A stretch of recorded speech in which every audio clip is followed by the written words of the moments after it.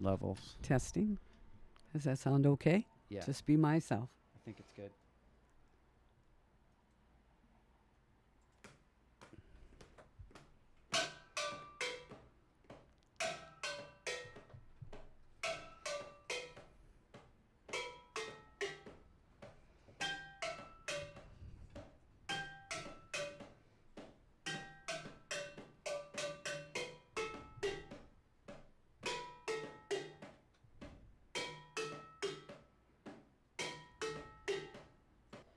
Hello and welcome to Food Freedom Radio Milwaukee.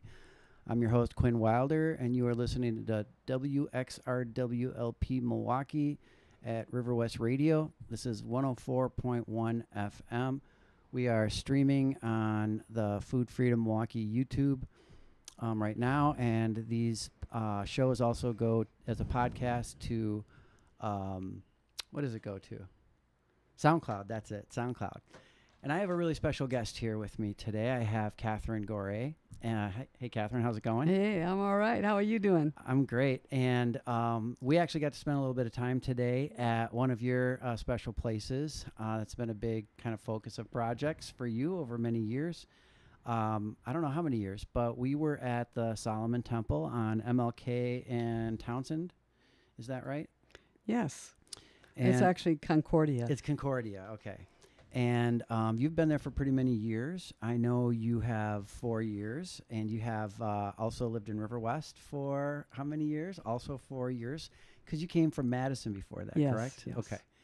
And so we're going to have you talk about, just share the projects and the things that you've been doing and what sort of is driving you to do these projects. And why don't we start? Well, we could start with the Solomon Temple and what's happening there. You and I just visited together there, and we're looking at doing an additional project because Solomon Temple is one of the community garden / organizations that Food Freedom is partnering with. There's about 8 total that we're partnering with in doing gardening in some way.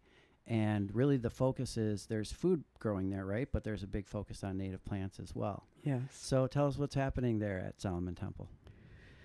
Wow, we got a lot of projects going on at Solomon right now. Mm-hmm. And our gardens are called the Belonging Place because everything belongs. And it was named by our food pantry director, Billy Burton.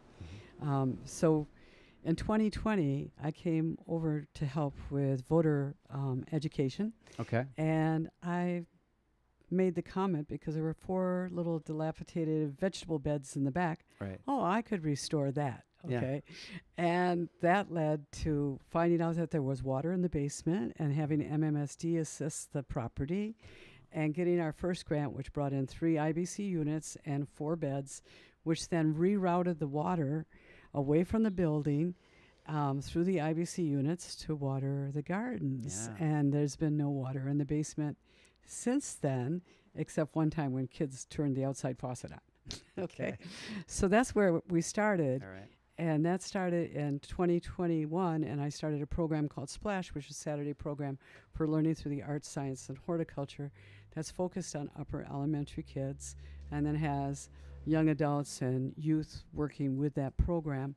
Well, that sounds incredible. You know, Let's just stop for a second on okay. Splash, because what did you do before that led up to you envisioning a program like this? Because this sounds like you've done maybe some things leading up to this before. Well, I taught art for 27 years, and I like big projects. Like in Madison, I got to do 2 parades with the Children's Museum and the Chazen Museum and stuff. And oh, wow. I like projects. Okay, I'm You a kind of taught art. project oriented. I taught art for 27 years. Yeah. Wow. In Madison? In Madison. Wow. Okay. Where what schools? So I was elementary, but so I taught at Lincoln, which was partnered with Midvale for desegregation reasons, Mhm. and then Mendota and then Lowell, which are all low-income schools with a high percentage of diversity. Okay.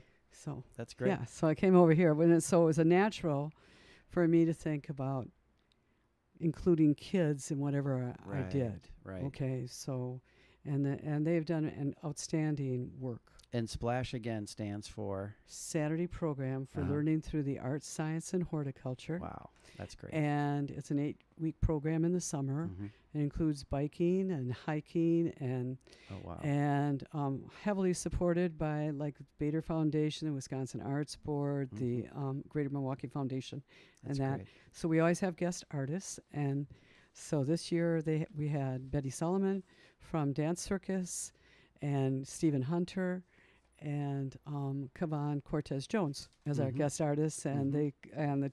because we were planting trees, which we'll get into that project in a minute. All right. The children interpreted through dance and movement and haiku and clapping patterns and things, and their watercolors, which I taught the watercolor part. Um, the shagbark hickory, the chickapin oak, Yeah. and rivers, and Wow. their final performance was really beautiful, and their artwork turned out really nice. All right. I this year. cannot miss that next year. Yeah, and right now we're working on putting up a mosaic that the kids last year designed because we had trouble getting it to stick to the posts. So we found out that the posts are not going to be.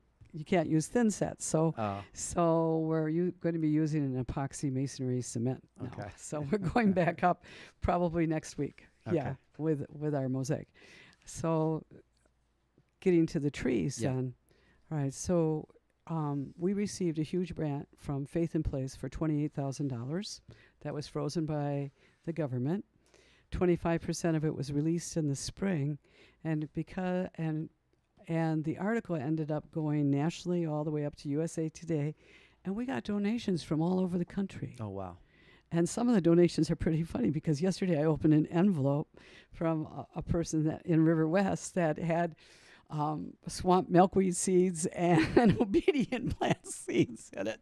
So That's a donation. that's a donation, Yeah. and that was just really truly wonderful. So people have given us plants, people have given us time, Yeah. but we wouldn't be able to do the project that we're doing without the help and donations of different people like the Community Improvement Program, Xerces Society, Right. Food Freedom. Yeah. I mean, just like all these different organizations have Yeah. helped out. Funds for Lake Michigan.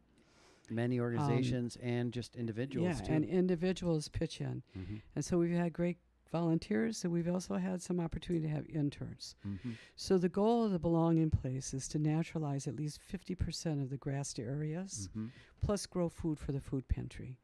So we're well on our way. We have about 1,000 native plants at this point, Mm-hmm. and we planted native trees this last spring, and we're coming on the 25th. We're getting another dozen trees, and we're starting to create an understory that's kind of a mini food forest. So we have Yeah. hazelnut and chokeberry and black currants and nannyberry and other things growing underneath the trees. Yeah. But we're really excited because it's transforming the property, and we're actually seeing a difference in the neighborhood and how safe it feels, and how people come by and chat with people that are out in the gardens, Mhm. and how children are playing on the grounds, sometimes doing wheelies that are a little dangerous, but Wheelies they're and still jumps doing and that. stuff. Yeah, jumping stuff. Yeah. But it's been really remarkable. And we've also host the Eco Neighborhood, the Eco Harambe Neighborhood team. We meet on the second and fourth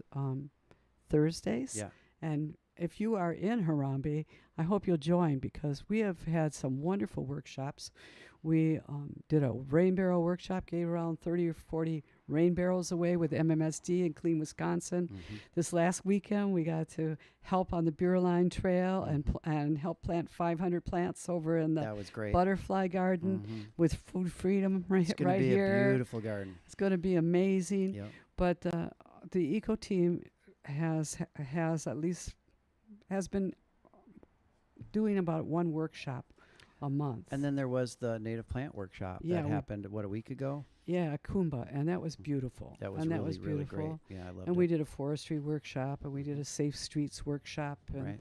and we're moving on to thinking about bicycle use in the neighborhood. And I and know one so thing that that- was brought up with the Harambe Eco team, the city-driven initiative, was early on there was some mention, maybe it was just on a brainstorming list early on, about developing a pollinator corridor. And Yes. I was excited about that idea because, I found out early. I asked, could River West start an eco neighborhood initiative too? But at that point, the funding was in question, and it wasn't clear that there was going to be able to be more neighborhoods that could do this process. So I just went on behalf of Food Freedom and just said, we're just going to create our own little version of a River West eco neighborhood initiative. And the main thing that we decided to do was to offer to the first 10 people free front yard native plant garden Pollinators, initiative yes. gardens, right? And I thought if we could develop this idea of a corridor, a pollinator corridor, that if Harambe was doing it, we could then continue that corridor, maybe at least partially along the beer line or something like that. Continue the corridor in River West and focus on houses that are in that corridor, so that we could actually literally create like a big pathway through the neighborhoods for pollinators. And that hasn't happened yet, but I still think that's something that could happen. It's a dream. It's a dream that could happen. And one of the good things that's going to happen is that Martin Luther King Elementary Junior is becoming a green and healthy school. Yeah. So that's right across the street from us. And then we have the Peace Garden, which is Heart Love Place. Yeah. They have some pollinators, but they could use do. more pollinators. Yes, I'd love to okay? start working with them next year. maybe. So So that this Katharine, what if becomes the a mini corner. yeah, what if that corridor and that starting maybe there, Mhm. that corridor could wind around and encompass all of the, let's say, elementary schools in Harambe and River West. So it Oh, could be it'd be beautiful. and then all those schools are part of it. Because I can't remember the name of the school, but is it River West that it just Yeah. elementary that just became a green and healthy school also? Yes, because they got that reflow playground. Yep. Mhm. And that's going to be Martin Luther King too.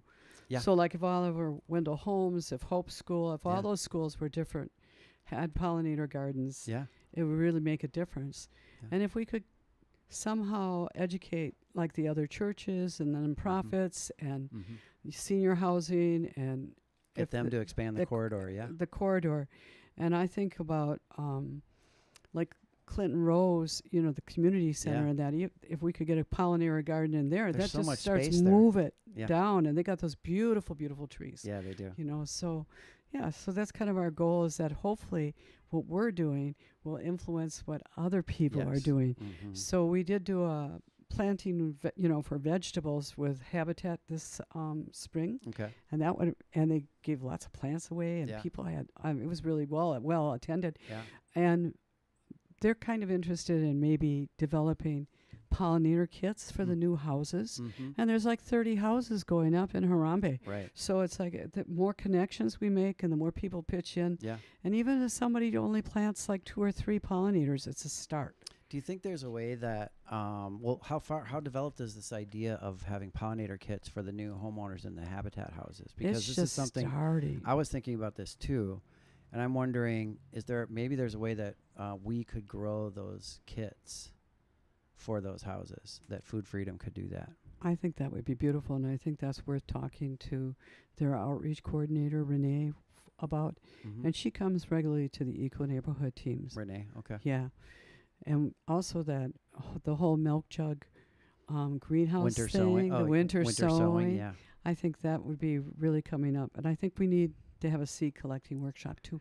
Well, So, so yeah. there's one quick thing I'll mention that along those lines. So what I think we want to do is, so last year Food Freedom had a series of kind of loosely connected, maybe at best, workshops, which were free make and take workshops. It started off with a winter sowing workshop, and then it went to growing. It went to doing sweet potato starts. Yep. And but what I think I'd like to do this coming year is develop a list of people that would be interested in forming a cohort that would take a whole year and start now with the cycle of planning and designing your own garden in your own spot, wherever that is, and then going out and collectively we would be doing seed collection to get the species that you're planning for your garden, and go to seed swaps as well, and then maybe collectively purchase any seeds that we didn't get yet, and then doing winter sowing together.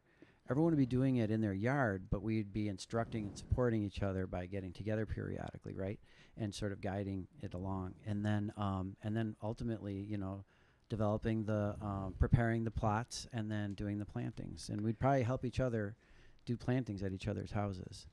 That would be so smart because, like we've been blessed, like Xerxes, we've gotten like 700 plants from Xerxes, Yeah, okay? yeah. So, for free, and we've been able to, as a nonprofit, tap into the Healing Spaces grants and the community improvement, but a homeowner can't do that, okay? Right. So, we could do a grant that covers multiple homes in the community, but an individual can't. Right, and I know, and like, the these are CIP doesn't. expensive. The CIP can't support something that's just for private homes. That's why I was asking you about that Yeah. before, because we tried to do that. So this would be a way to make getting a native garden affordable.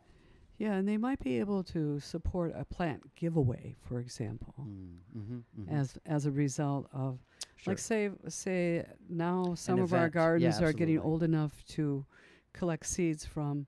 If we started seeds from Solomon and Solomon had a plant giveaway, they might be able to help with a celebration, I see. that kind of thing. Sure. Which would be really, really good. Yeah.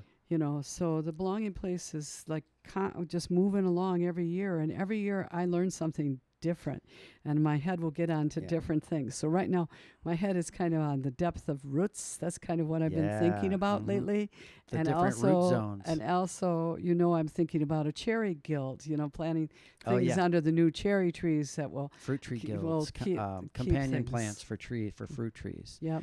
But let's keep going because we have about 12 minutes, and I know there's a few other projects that we'd like Oh. you to share. Well, first of all, everybody is welcome to come to the Eco Yeah. Neighborhood team and come by Solomon and see what we're doing. And Walk around yeah, Solomon. There's a mhm. parking lot right there. Yeah, And just there's walk benches around and and things check out and- everything that's growing, because there's some like beautiful butterfly weed. There's a great variety of milkweeds there. There's just a lot of really great stuff growing there. Yep, and we also need volunteers, both like, short-term work parties, but also long-term volunteers, because we're fighting some invasive plants, and we have brush and stuff that comes over from the neighbors, and then we're establishing new trees, and those trees got to be watered twice a week. So volunteers are more than welcome. But I do want to mention that we are having, as a Faith in Place Green Team, we are having a watch party on September 30th. 29th and 30th. The Faith in Place Environmental Summit is the 29th and 30th, and you can register online. All you have to do is go put in Faith in Place Summit, and it will all turn up. One of the speakers is Carolyn Finney, who wrote, Black Faces, White Spaces, which, be addressing the fact that a lot of people don't get involved with the environmental movement and also are not counted in, they're not recognized, which, as African American people being involved in the environmental movement, which is kind of where Nearby Nature does a lot of that with their awards every year. But that whole building that conversation. But Robin Hall Kimmerer is just amazing. Is she just on the 30th then? She's on the evening of the 30th. Okay. And so we're having a watch party that night at 5:30, where we'll have some nice snacks, and then we'll have a few words, and then the keynote will start at 6:30. Yeah. So our opening will be officially 6:15. But you're welcome. You just have to go online to Faith in Place and register, and then they'll give you a choice of watch parties if you want to come to Solomon.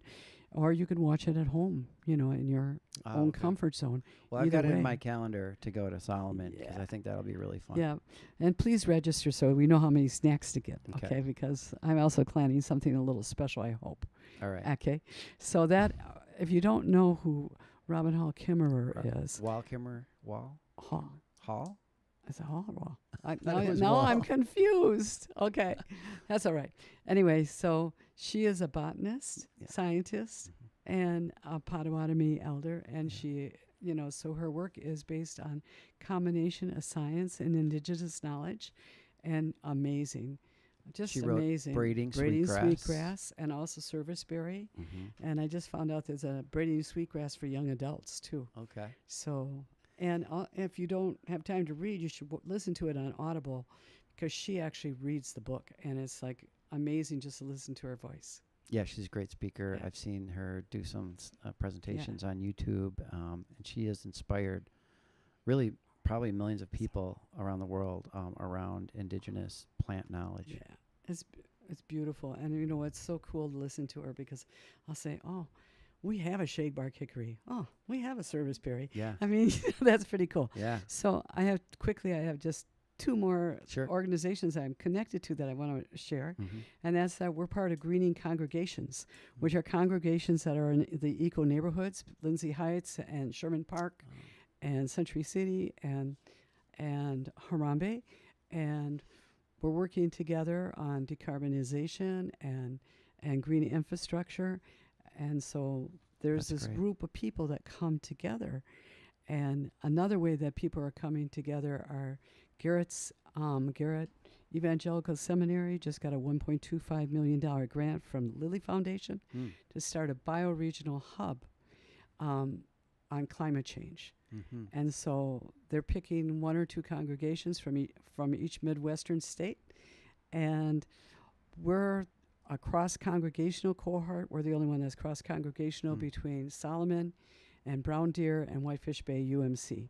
And so we're going into a deep dive theologically about climate change and about environmental regeneration, ecological regeneration. Yeah. But a lot of it's going to be, I read the first reading, and it feels like it's going to be based on the work. I don't know if people know who Walter Brueggemann is, but he wrote The Prophetic Imagination, and he talks about how we have to face reality, then we need to grieve, lament, and then we need, out of that builds hope. And he bases that on the Old Testament prophets, that this is the cycle, that you have to admit what's going on. And a lot of us have our head in the sand still, right? And you need to move into really grieving what's happened, and then you need to move into hope and action. So, out of that. So I really think that's why it's called Hope for Creation. Yeah. And it's a 15-month curriculum that we're going to be entering into. Wow. And other congregations can contact me if they want to join in, but it's going to be very beautiful.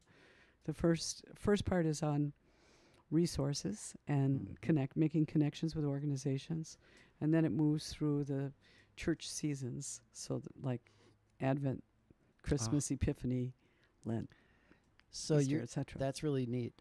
You remind me of something you mentioned when you were describing to me how you were working to try to convince your own congregation about the importance of what you were trying to do in reclaiming the native landscape just around the church. And you said that there was some something in the literature in your church, right? Yeah. What was that? Okay, so this year, at the United States Conference, within the Book of Resolutions, This is for the for all of United Methodists. United Methodist. Okay. It actually has in the Book of Resolutions that we should be working on decarbonization, that we should be 50% naturalized. Wait, they use the word decarbonization? Yeah. How old is this text? Huh? How old is this text? I don't know. It's new, Oh, actually. okay. All right. So- but it gets revised all the time, right? Yeah. Okay. Yeah. So Usually I'm used to thinking of these as being a couple thousand years old. So what they're talking about is lowering your carbon imprint and trying to go to zero emissions if possible.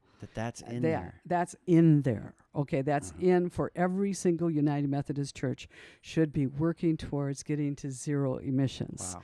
And everyone should be working on getting their property naturalized. So what we're hoping is that we will become a role model, not just for United Methodists, but for all nonprofits and organizations that have the capacity to change.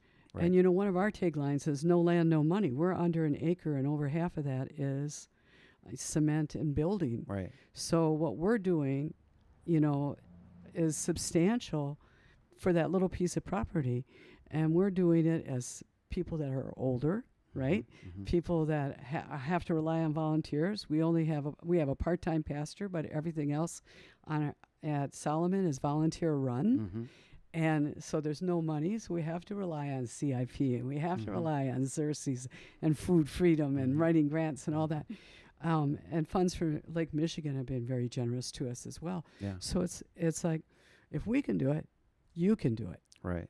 And a lot of churches have a lot more land than we do, and a lot of resources. organizations do too. Yeah. And so that's, if we can get people inspired and understanding how important it is to not just becoming sustainable and resilient, but also becoming regenerative. Right. So when we start talking about those root depths and what it's doing to the soil and how it mitigates water and cleans the heavy metals out of the earth and how to the save air. how to save native plants from invasive plants and all that. Mm-hmm. I mean, it's way more than just planting a pretty flower. Absolutely. Okay? So which, we want it to be beautiful, Yeah. but also we want it to really restore what was intended in creation. And we're in Milwaukee, and Milwaukee is landfill, everybody. Yeah. That's what we're trying to recreate or regenerate healthy land, because the word Milwaukee means good land.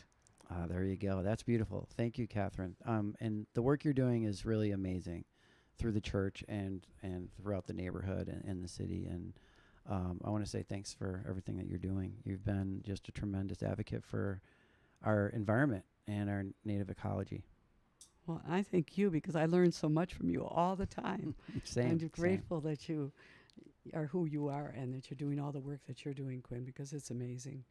Thanks, Catherine. I'm just going to take a minute here in our last minute or so here and just recap just a couple things that have been going on with Food Freedom. First of all, I mentioned before we ended our free front yard garden initiative.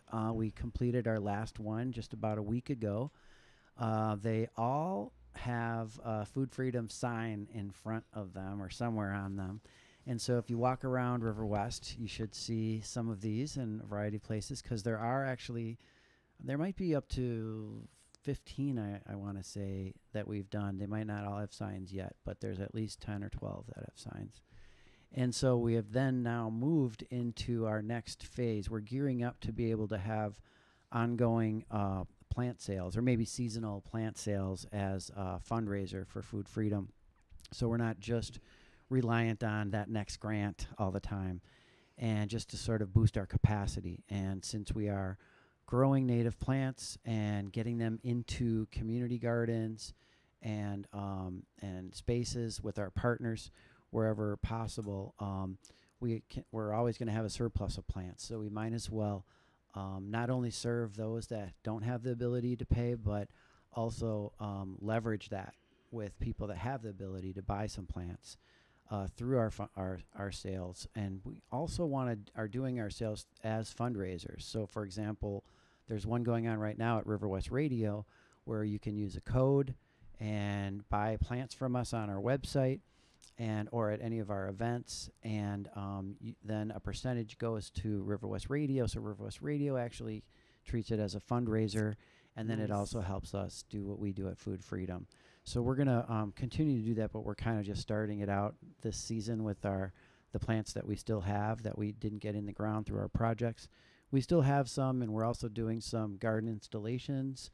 We're trying to come up with just fair pricing. I think next year we're going to figure out sort of a sliding scale kind of a thing or something like that. But we really want to get plants in the ground. Anybody that wants native plants should be able to get them.